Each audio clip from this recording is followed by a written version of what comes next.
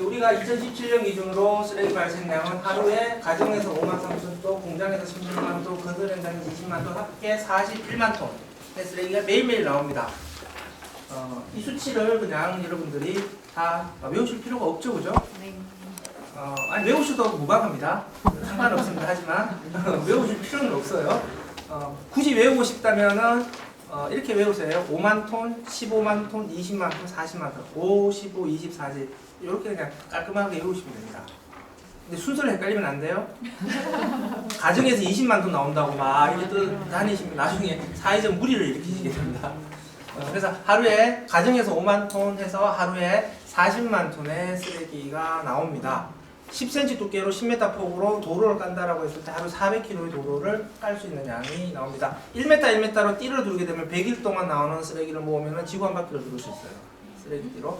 그런 양이 나오겠다 정도 아시면 될 것 같고 1인당 하루에 한 사람이 생활 폐기물로 배출되는 양은 1.02kg. 지역별로 보게 되면 제주가 제일 많습니다. 평균 2배예요. 왜? 관광객 때문에. 쓰레기 1인당 쓰레기 발생량 기준으로 보게 되면은 좀 연간량인데 선진국보다 우리가 그렇게 많은 양은 아닙니다. 심지어 2배 가까이 쓰레기를 내는 국가들도 있습니다. 하지만 우리는 단위 면적당 쓰레기 발생량이 굉장히 많은 국가입니다. 재활용률은 2017년 기준으로 61.5%입니다. 독일 다음으로 세계 최고 수준의 재활용률을 보이고 있지만 우리나라는 폐기물 처리 시설 부족 국가예요 지금. 그렇기 때문에 좁은 면적에 워낙 많은 사람이 살고 있기 때문에 폐기물 스트레스가 굉장히 심각한 국가입니다. 우리가 분리배출을 잘하고 1인당 쓰레기 발생량이 아주 많지는 않다 하더라도 이미 우리나라는 폐기물 관리 위기 국가예요 지금. 2008년 이탈리아 나폴리에서 뭐예요? 매립장이 사용 종료되는데 대체 매립장을 못 받은 쓰레기 대란 사태가 발생을 하게 됩니다. 우리나라도 가정 쓰레기가 아니라 사업장 쪽은 이미 쓰레기 대란 사태가 벌어지고 있다고 봐도 무방합니다. 경상북도 의성의 쓰레기산이고 필리핀에 불법 수출된 쓰레기입니다. 경기도 화성, 경기도 포천, 경기도만 하더라도 60몇 곳에 전국에 이런 쓰레기산이 수백 곳이 있습니다. 쌓여있는 쓰레기 양이 120만 톤. 환경부 추정인데 실제로는 더 될 것이라고 추정을 하는 것이죠. 쓰레기 처리 시설 부족에 따라서 이렇게 불법 투기되거나 불법 수출되는 쓰레기 양이 나오고 있는 겁니다. 이런 게 이제 바로 쓰레기 대란이라고 볼 수가 있는 것이죠. 쓰레기 종량제. 미워할 수가 없어요. 미우지가 않지. 이 정도 해서는 우리가 봐줘야 돼요. 너무 깔끔해요. 그럼 이것도 보통 정성이 아니에요. 종량제는 두 가지 원칙입니다. 첫 번째, 재활용품은 무상으로. 일반 쓰레기는 배출량에 따라서. 그래서 사람들이 재활용품 분리배출은 열심히 하고 일반 쓰레기는 줄이려고 할 거다. 왜? 돈을 아끼기 위해서. 이게 쓰레기 종량제의 원칙이에요. 설계 원칙이에요. 그러면 쓰레기 종량제가 시행되기 전에는 어떻게 했냐? 어떻게 했을까요?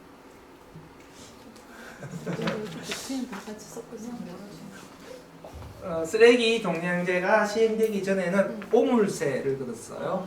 오물세는 재산세 크기에 따라서 그냥 그 비율이 정해져 있어요.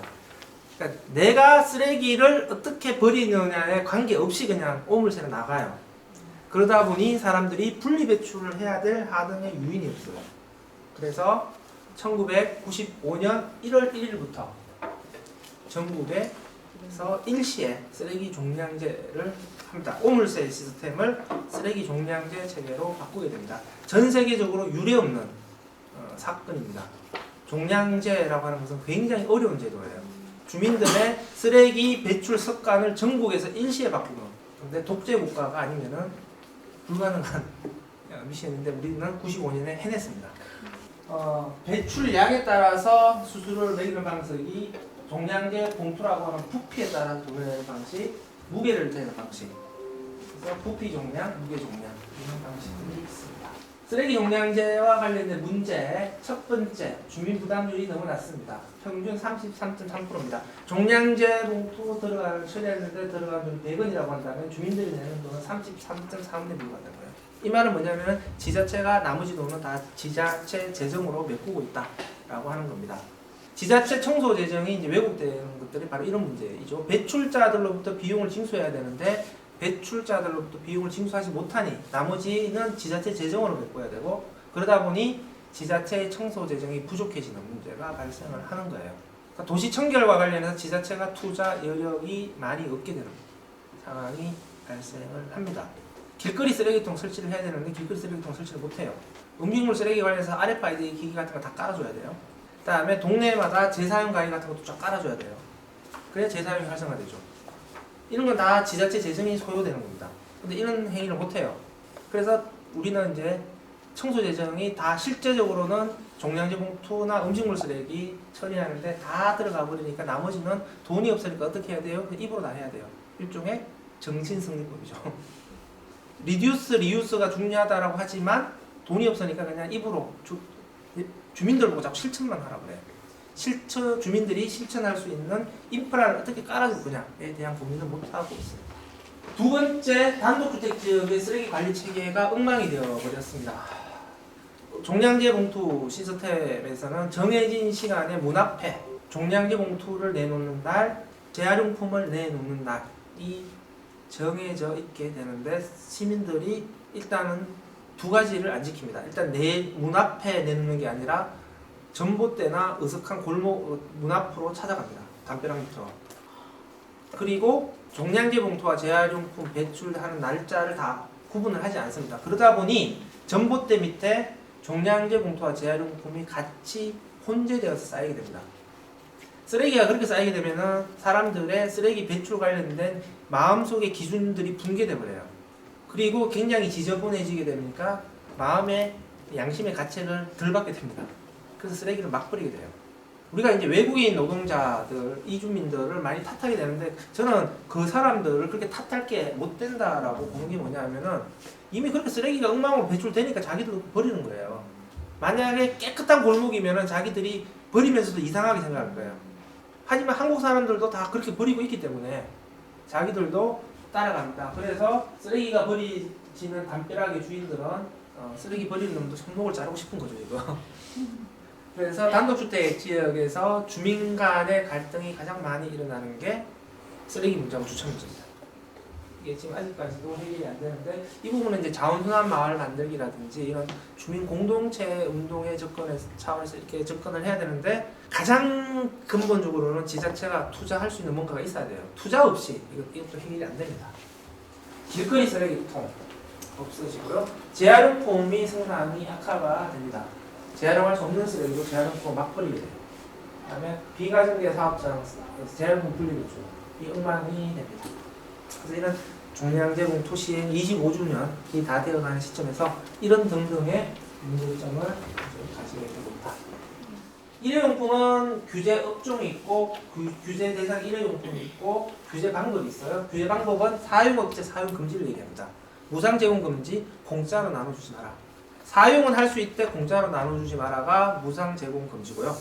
사용 자체를 아예 하지 마. 사용 금지입니다. 자, 식품 저기업 음식점을 말합니다. 음식점과 카페, 패스트푸드점, 아이스크림 이거 다 식품 저기업이라는 거예요.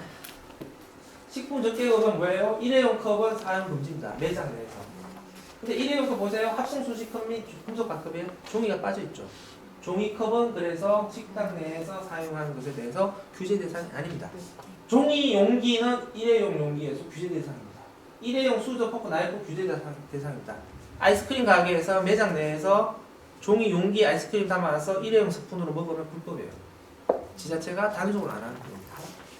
일회용 봉투 및 쇼핑백은 이제 무상 제공 금지하는 것으로 올렸도 시행돼요. 왜냐면 이 제과점 때문에 그래요.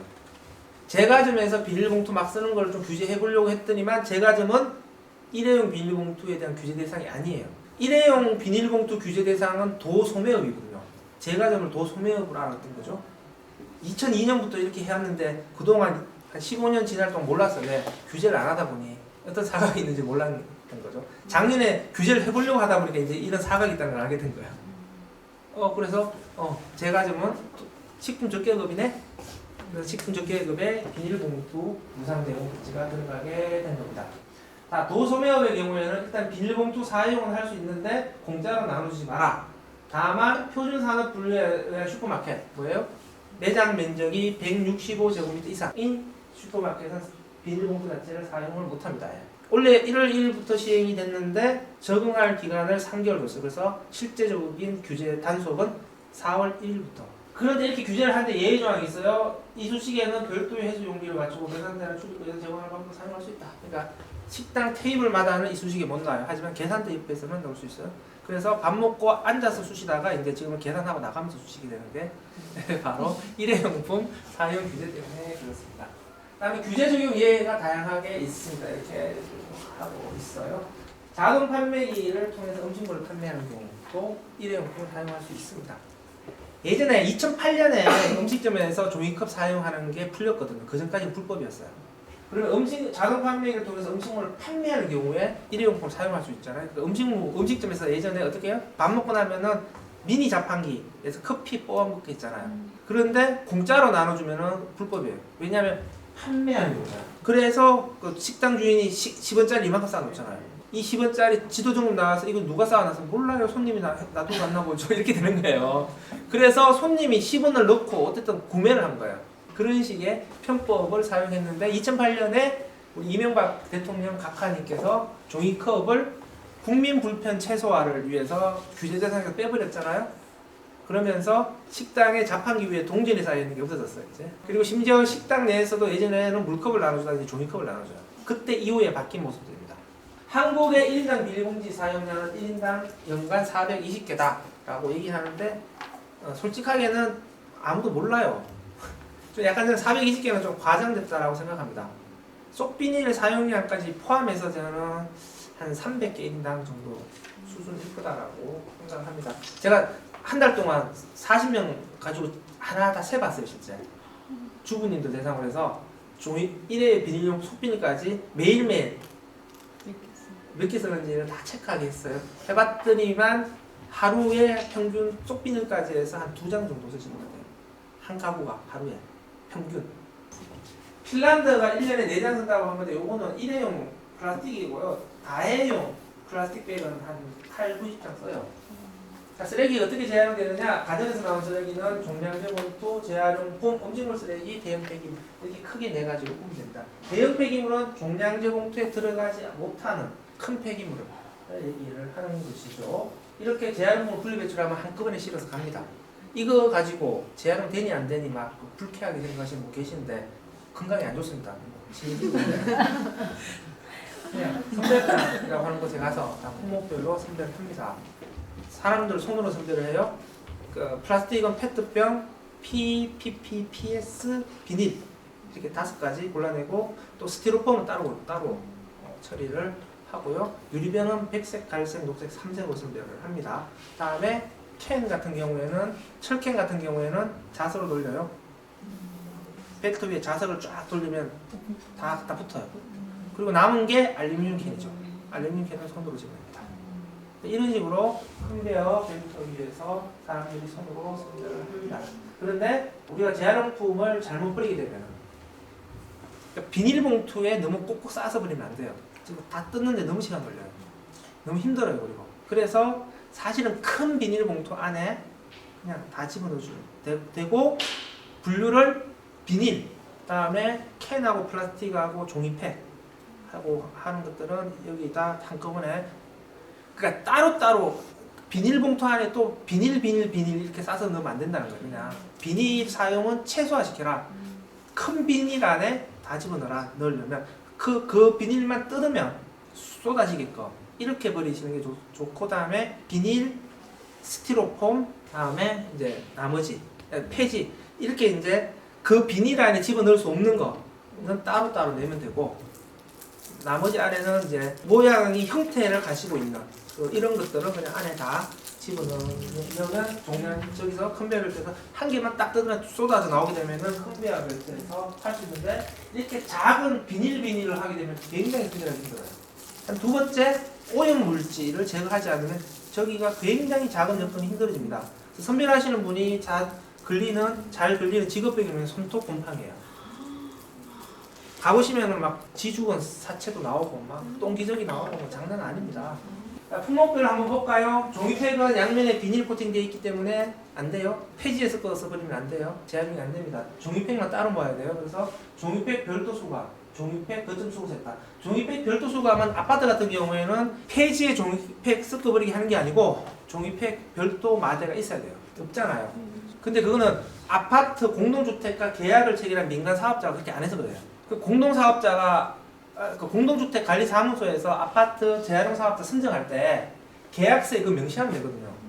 종이팩은 따로 분리 마대 설치해서 따로 해야 된다. 그렇게 하면 되는 거야. 아니 그리고 저는 지자체가 왜 안 하는지 모르겠지만 지자체 조례로 그걸 의무화시키면 돼요.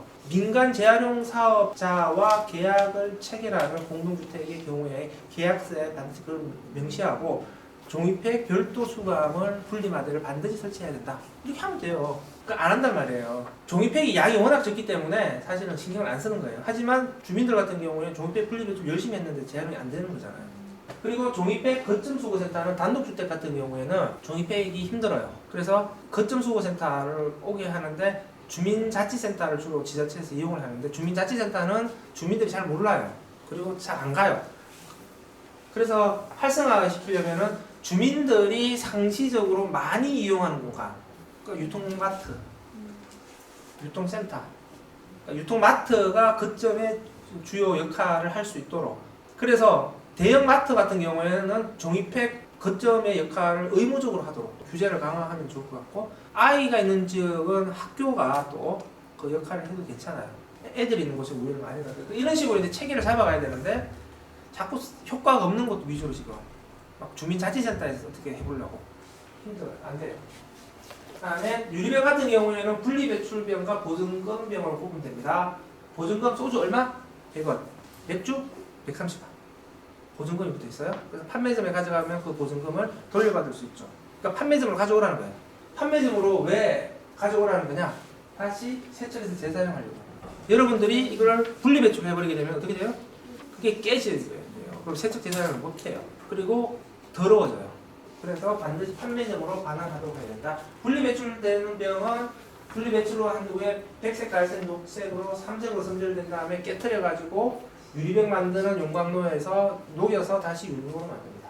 페트병의 경우에는 일단 선별장에서 선별한 다음에 재활용 업체에서 투명한 페트병, 녹색 페트병, 갈색 페트병, 기타 유색 페트병 이렇게 선별하기도 하고, 투명한 페트병, 녹색 페트병, 기타 유색 페트병 뭐 이렇게 선별하기도 하고.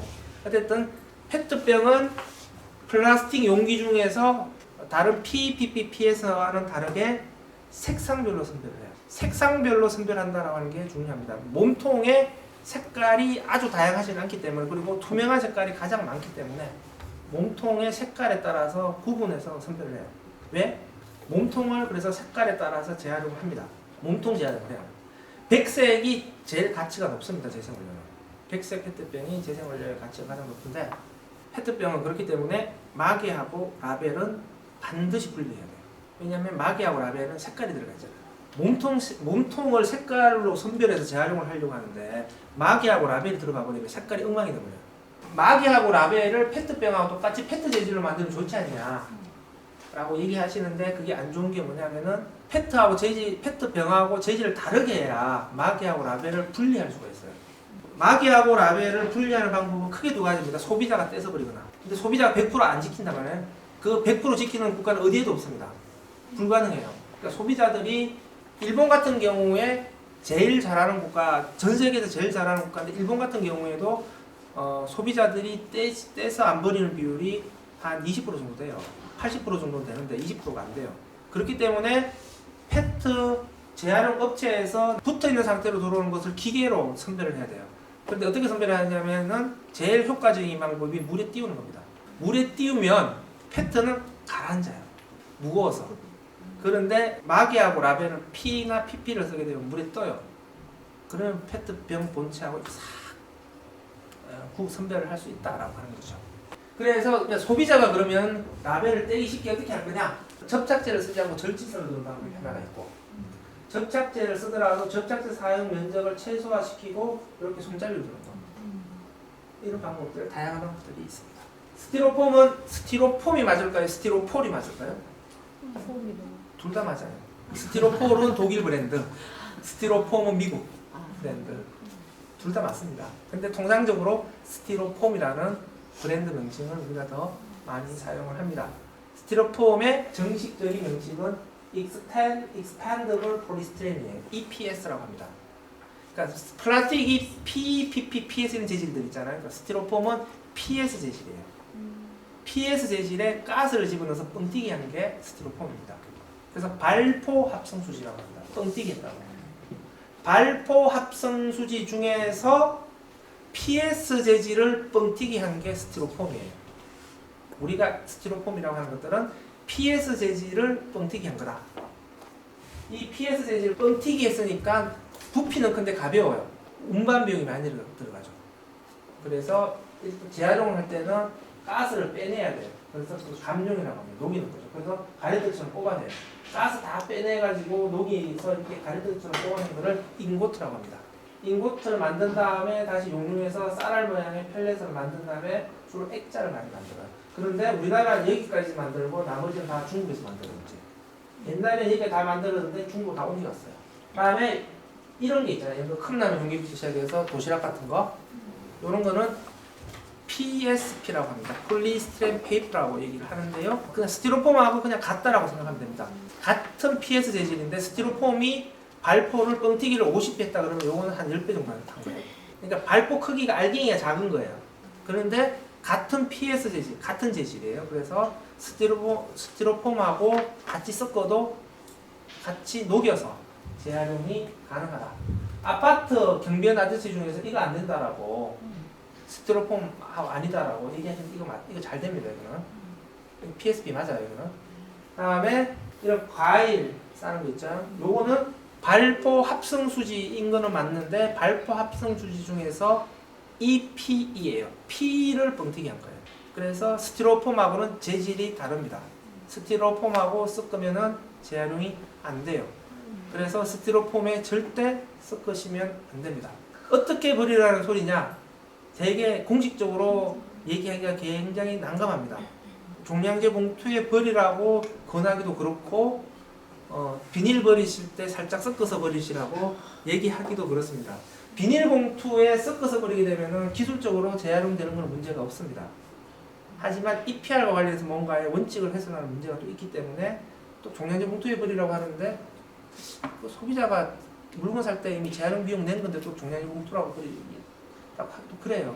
그래서 제가 되게 난감합니다. 그래서 저는 스티로폼에 절대 섞으면 안 됩니다까지만 공식적으로 얘기를 하고요. 다음에 이 색깔 있는 거 PSP 중에서 색깔 있는 게 있어요. 색깔 있는 것은 기술적으로 재활용되는 건 문제가 없습니다. 녹아요. 녹는데 스티로폼이 대부분 하얀색이잖아요. 하얀색인데 저기 색깔 있는 게 들어가게 되면 색깔 있는 게 나와요. 나중에 재생원료 만들 때 하얀색이 재생원료 A급이에요. 제일 비싸요. 근데 색깔이 들어가면 B급으로 떨어집니다. 반값이 돼요. 재활용업체 입장에서 똑같은 돈 들였는데 색깔 있는 거 조금 들어갔다고 가격이 떨어지는 게 싫은 거예요. 아예 색깔 있는 게 전체 한 50%를 차지한다. 그런 얘기가 달라질 겁니다. 그런데 색깔 있는 건 요만큼밖에 안 돼요 지금. 그러다 보니까 아예 넣지를 말라라고 그래서 아파트 같은 경우에는 저걸 버릴 때 경비원 아저씨 강력한 태클에 직면하게 됩니다. 그래서 저 부분은 첫 번째 생산할 때 색깔 있는 걸 아예 만들지를 말든지 생산자들이 생산 단계에서 색깔 있는 스티로폼을 만들지를 마라.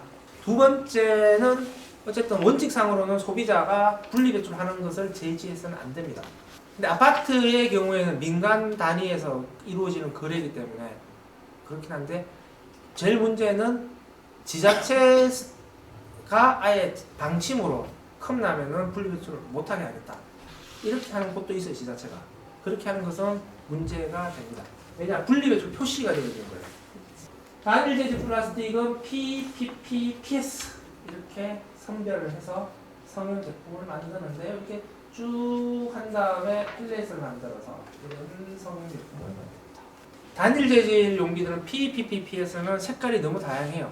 그렇게 이미 시장이 그렇게 이미 형성돼 버려가지고 이 색깔별 단순화시키는 게 힘들어요. 그렇기 때문에 색깔이 짬뽕된 상태로 재활용할 수밖에 없습니다. 그러면 뭐예요? 색깔이 짬뽕되면 무슨 색깔 나와요? 검은색 나와요. 가장 낮은 등급의 재생원료를 만들 수밖에 없어요. PPPPS는. 그래서 질적으로 좀 더 좋은 제품을 만드는 것은 사실은 힘든 상황이 되어버려서 양적으로 많이 늘리자라고 하는 전략으로 가게 되는데, 그래서 PPPPS 같은 경우에 페트와는 다르게 마개와 라벨이 몸통과 같은 재질이면 좋다 이렇게 얘기해요. 어차피 같이 녹이면 됩니다. 마개하고 라벨을 굳이 색깔 때문에 제거해야 될 이유가 없는 거예요. PPPS. 복합 재질과 필름류 같은 경우에는 일단은 이렇게 비닐만 따로 모아내서 성형 제품을 만들기도 합니다.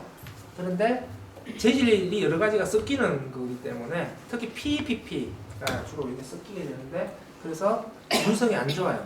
그래서 PPPPS만 단일로 하는 것보다는 가치가 떨어집니다. 다음에 그냥 이렇게 해서 가래떡 모양에서 만들어, 이걸 SRF 폐기물 고형연료 제품이라고 합니다. 플라스틱이 석유에서 만들었기 때문에 굉장히 잘 타고 열량이 높아요. 그래서 석탄을 대체할 수 있는 연료로 쓰는 겁니다. 이게 폐기물 고형연료 제품이에요. 보는 사람에 따라서 지금 소각과 다를 게 없다라고 비판적으로 보시는 분도 계시고, 잘 탈 수 있는 것들만 따로 모아서 만든 거기 때문에 그냥 소각장에 막 섞어서 집어넣는 것보다는 저게 차라리 더 나은 방법이다 라고 옹호하시는 분도 계시고, 어쨌든 태운다라고 하는 것은 변함이 없는 사실이고요. 저렇게 우리가 분리 배출하는 것을 저렇게 가공해서 태운다라고 하는 것에 대해서 어떻게 볼 거냐는 보는 관점에 따라서 이제 다르게 해석한다. 다음에 이렇게 쭉 열분해를 시켜서 다시 석유로 만들어냅니다. 그러니까 재생연료유를 만들어 내는 것이죠. 그러니까 플라스틱에서 석유 뽑아내니까 사람들이 되게 막 신기하고 좋아하고, 마치 이게 막 한국도 드디어 산유국이 되는 것 같은 뭐 벅찬 감동에 접근하고 이렇게 되는데, 너무 환상에 젖을 필요는 없습니다. 열분해 하는데 에너지가 엄청 들어가요. 엄청난 에너지를 들여가지고 다시 플라스틱을 만드는 것을 다시 그거를 분해시키는 거거든요. 그럼 또 엄청난 에너지를 쏟아부어야 돼요. 비용이 많이 들어갑니다. 전기전자제품 구매할 때 첫 번째, 새 제품을 살 때 나한테 제품을 판 사람 보고 우리 집에 있는 거 가져가라 라고 하면 됩니다. 냉장고, 에어컨, 세탁기, TV 같이 우리 집에 사람들이 우리 집에 설치하는 경우, 이런 경우에는 우리 집에 있는 것을 가져가라 요구를 하면 됩니다. 그거는 판매자의 의무사항이에요. 그리고 우리가 물건 살 때 이미 제품 가격에 다 포함되어 있기 때문에 미안해할 필요가 없습니다. 우리나라 소비자가 너무 착해서 그런 거 미안해하시는데 전혀 그럴 필요 없어요. 그냥 의무사항이에요. 다만 집에 와서 설치하는 것들, 면도기 하나 사면서 가져가 이렇게 막 진상 부리고 그러면 안 돼요. 두 번째, 물건을 새로 사지 않으면서 배출할 때, 이때는 1599-0903으로 전화하시면 돼요. 무상방문수거입니다. 생산자들이 자기 지방까지 들어와서 자기들 들고 나갑니다. 공짜로. 그래서 무상방문수거 서비스를 이용하시면 되겠습니다. 공정으로 넘어가겠습니다.